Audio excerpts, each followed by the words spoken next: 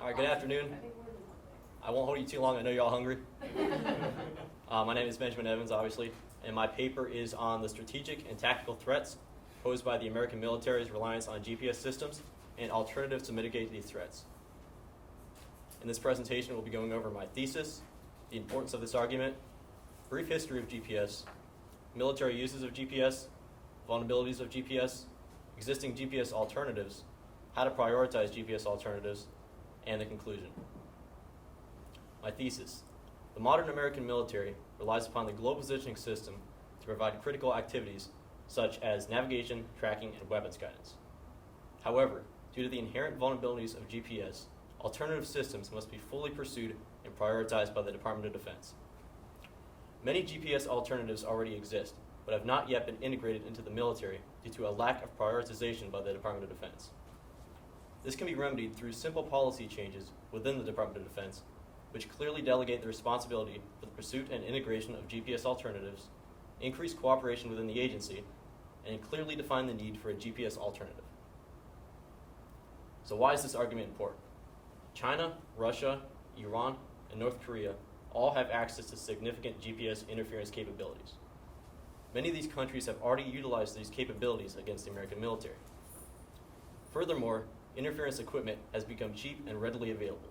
This means that small-scale terrorist organizations also pose a threat. Unless alternative systems are pursued, the American military will remain at a disadvantage. GPS is currently available to both civilian and military sectors, but for the scope of this paper, it will be defined as Navstar GPS, the GPS system currently in use by the American military. So a brief history of GPS. GPS's predecessor was Transit, the Navy navigation satellite system. This was developed in the 1960s and utilized to track nuclear submarines. It was very rudimentary compared to the modern GPS system. It only used 3 satellites.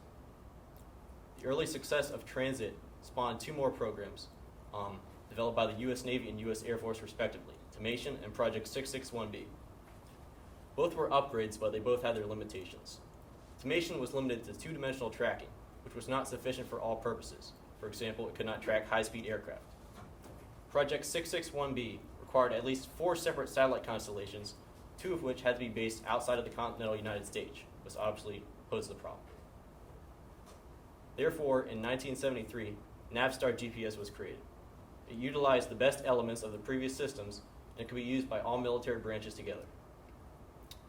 GPS became fully operable in 1993. It attained full operational capability in 1995. GPS was first tested on the battlefield in the 1991 Gulf War. At the time, the American military fielded approximately 4,000 units. GPS provided an unprecedented advantage in several areas. It increased bomber accuracy, guided missiles to targets accurately, steered soldiers and ships safely through minefields, and finally, it pinpointed the accurate location in the featureless desert, an area where it is especially difficult to navigate. Since the Gulf War proved the worth of GPS, the military has become more reliant on the system. Now, all vehicles and foot soldiers are equipped with a GPS receiver. As you can see from the congressional record in 1993, it states after 30 September 2000, funds may not be obligated to modify or procure any Department of Defense aircraft, ship, armored vehicle, or indirect fire weapon system that is not equipped with a GPS receiver. There are 3 main military uses of GPS. These are navigation, tracking, and weapons guidance. Vehicles and foot troops in the military use GPS for navigation. This is the most obvious of the uses. Accurate navigation in the military is critical for safe and timely mission completion. An example, which I was just over, is how GPS helped soldiers to navigate through the desert in the Gulf War, and it's done so in 2003 in Iraq and from 2003 to present in Afghanistan. Accurate tracking. Military units need to track potential targets and determine if they're hostile before firing upon them. Information about potential targets is fed into the GPS Truth Data Acquisition Recording and Display System. If the target is determined to be hostile, coordinates are transferred to a GPS-guided weapon. This enables swift target engagement, which is another ability which is crucial in the military. Accurate weapons guidance. Precision-guided munitions are GPS-guided weapons with the ability to guide themselves to a target. These have greater accuracy, which reduces risk to attacking forces. It also ensures less likelihood that a target will need to be repeatedly struck. This is in contrast to World War II bombing tactics, where thousands of bombs had to be dropped to ensure the destruction of a single target. Examples include the Joint Direct Attack Munition and the Joint Standoff Weapon. The JDAM is a tail kit which can be attached to an unguided bomb to steer it towards its target using GPS. The JSO is a cruise missile with an internal GPS guidance system that is used to guide it to its target after launch. However, there are many vulnerabilities of GPS. These include satellite destruction, jamming, spoofing, coverage limitations, over-reliance on GPS for navigation. Satellite destruction. GPS as a system is completely reliant on satellites to operate. If even only one of the satellites is destroyed or disabled, the entire system will go down. This is unlikely, but it is still possible. This is proven when China used an interceptor missile in 2007 to destroy a space-bound satellite. Seeing this, the military must be prepared for low probability, high risk scenarios, and this is certainly one of them. Jamming. Jamming is defined as the emission of radio frequency energy of sufficient power with proper characteristics to prevent receivers in the target area from tracking the GPS signals. As you can see from this graphic, jamming essentially cuts off a GPS receiver from the satellites. This is relatively easy to do because GPS signals are relatively weak and susceptible to jamming. A 100-watt light bulb is actually 10 to the 18 times more powerful than a GPS satellite signal at the receiver's antenna.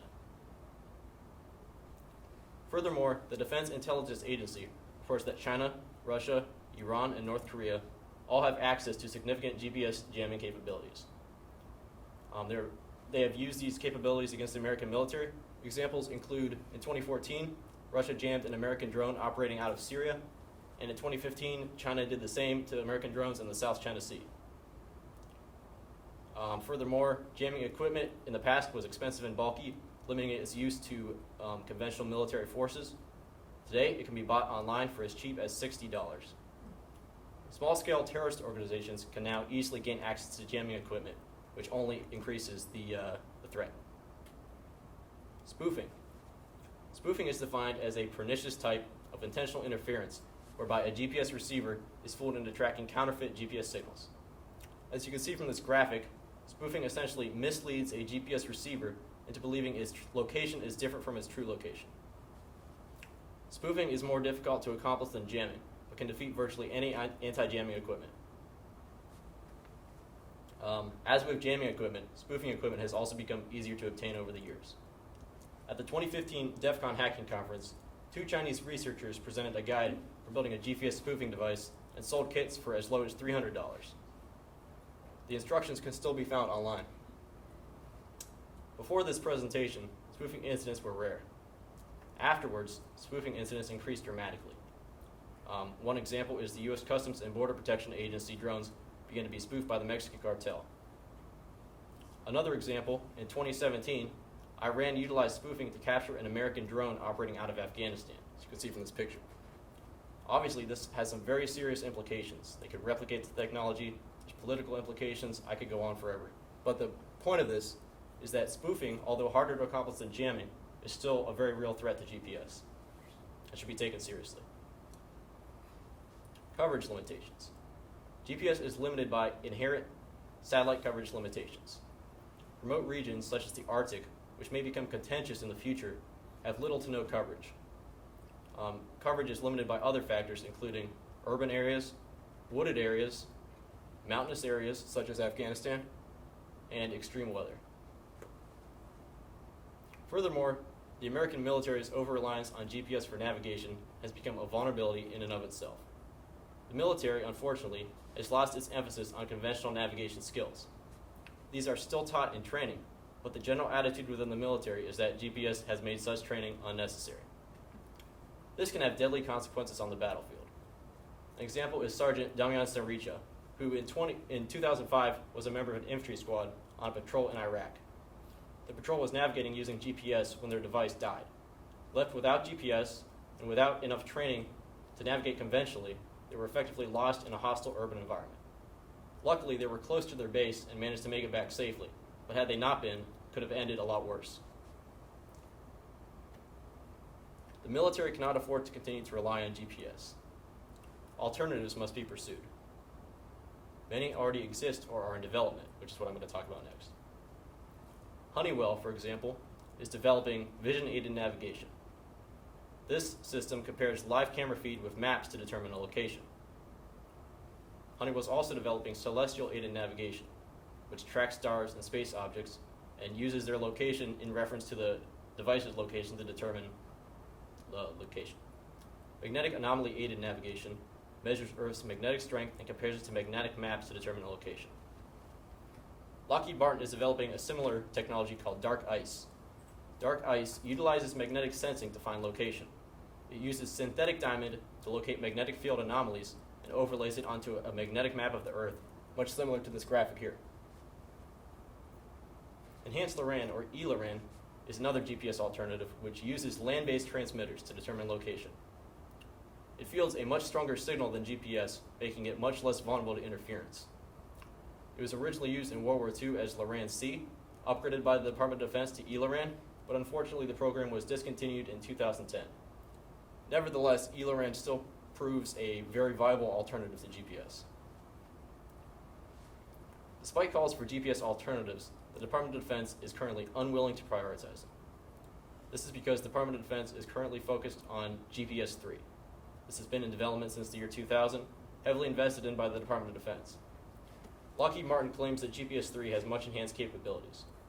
However, others state that the upgrade will not be enough to remedy the inherent vulnerabilities of GPS, and I have to agree.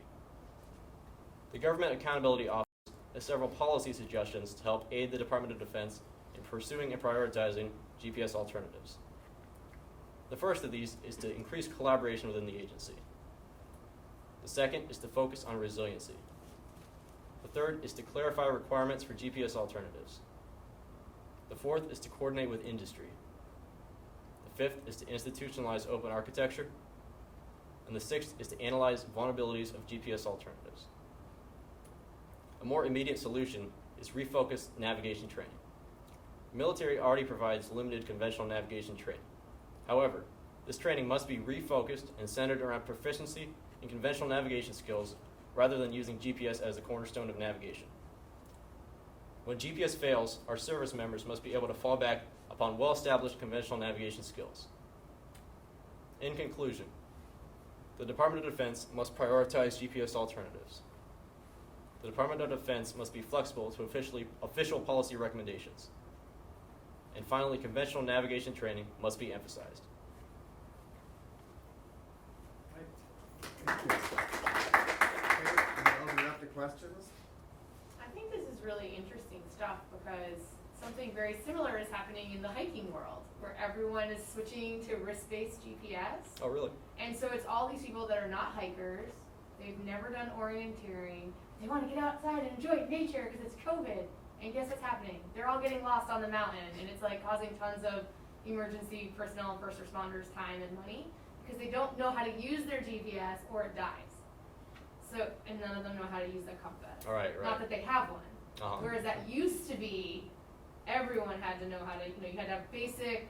Right. And I feel like it's the exact same issue. So this is obviously more important to the nation's security, but it's actually like a modern day problem across.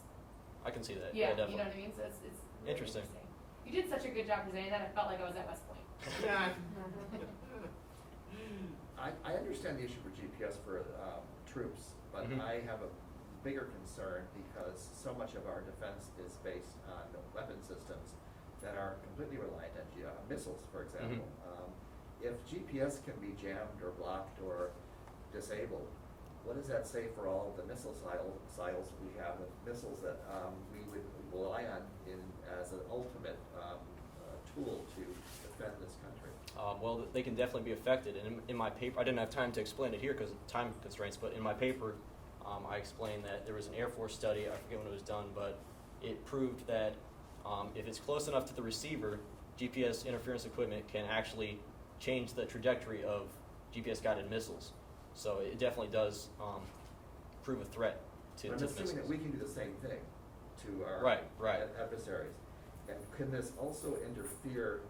This is not the topic of you're not in. This is not your topic. planes use GPS. I mean, everybody uses GPS now. Okay, so could you theoretically jam a plane's navigation system? And Oh yeah, you definitely could. That's a whole other topic. I mean, but it definitely affects the military too, because It can fly by sight, right? In theory. in theory, but it's the same concept, because pilots are trained to use their GPS. Obviously, they know how to fly without it, but they don't have as much experience with that. So if it actually happened, like it happened with the Marine Corps sergeant, it might happen the same thing with the pilot. So. Ben, I want to first of all congratulate you on a very well organized presentation and also an excellent pace to your speaking. It was very easy to understand you. It was very well spoken.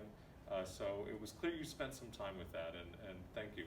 I did have a question for you though. You mentioned GPS 3. You said we've been developing it for about 21 years, and you said you don't think that it's going to be, Lockheed Martin seems to think good things about it, but you're not quite sure it's going to be enough. So what are the improvements of GPS 3, if you happen to know some of them, and Right. why do you think they still won't be enough? Well, off the top of my head, I think Lockheed Martin claimed that the signal would be 8 times stronger to 8 times more resistant to interference, for one thing. But then the former chief Air Force scientist stated that that would only be applicable in, say, 20 years when we have upgraded receivers. But with the current GPS receivers we have in the field, it's not going to be applicable to that. Gotcha. And in addition, what I said about the inherently weak signal of GPS, even though it's going to be 8 times more, that's only going to be a fraction of what it could be. Because you remember the how a sat, what is it? The light bulb. The light bulb, right. Yes, sir. What kind of signal is this? Um, So electromagnetic waves. right. So are we talking about X-rays being shot down, or is it some kind of different? Is it a regular light wave? I have to admit, I didn't look very much into the actual signal. There's a lot of documentation on, when I was researching GPS jamming, there was a bunch of documentation on specific jammers, how they work. It's on my phone, right. right? Yeah, So what kind of signals you have on your phone? radio signals? Yes. Wait. That's what I thought. So I mean, if you're walking, say, in a downtown Manhattan, Right. all these big buildings, are they blocking GPS at the bottom of on the street level? Well, not Or is it necessarily. something else? Not necessarily. I read one article that said that if it's the correct angle, GPS can actually bounce off the building and still give you coverage. But I'm not sure if that works for military receivers or not. So, Think about all the Wi-Fi signals, right? right. Are the Wi-Fi signals in the same range as your GPS signal? Yes. Yes, they are radio signals. Right. So if you have lots of signals around, that's like lots of light bulbs going up. Right? True. So, But if they can knock out, remember one of his issues is the satellites and the new race in space to destroy the thousands of satellites that are circulating this planet, and that seems to be the new area.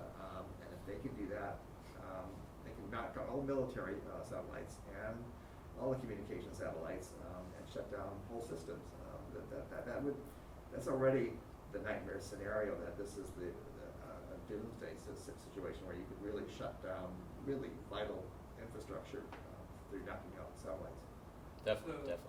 how many GPS satellites do we have? Originally, it was 24, but I'm pretty sure they launched 3 more, and it's 27. Okay, so those are backups then? Yeah, they're back up. You're talking about alternative systems for other countries? The alternative systems were all developed in America, the ones I looked at, but I haven't researched specifically ones for other countries. Why would China rely on American navigation system? for their Well, they system? wouldn't. They have their own GPS That's what I constellation. said. Oh, okay. So which countries have their own GPS systems? As far as I know, Russia has their own, China has their own, India has their own. European Union will Yes. Right, have EU. And that was another problem, because originally when we launched the GPS program, the reason it gave us such an advantage was because we were the only country that had it. But now the same thing with the space race. Everybody's caught up. Everybody has GPS now, and obviously that's taking away the advantage and making it more vulnerable. You know the story about why GPS is public versus, it was a military technology that was only for military. Right. Yep. When did that transition to public use? I'm pretty sure that transition was 2001. If it wasn't 2001, 2001 was the year that like upgraded GPS became available. So there was this flight accident and basically. Oh, right. Korean flight, something over Russia. Got shot down by a MiG fighter jet because their GPS signal wasn't working. They had gone into Russian territory by accident. So that prompted President Reagan in 1988 to make GPS available to the public. Any other questions? Vault's in there. Unlocking that vault. Thank you, Ben. It was a great Thanks, presentation. Ben. Thank you, sir. Thank you very much. All right, everyone, we are going to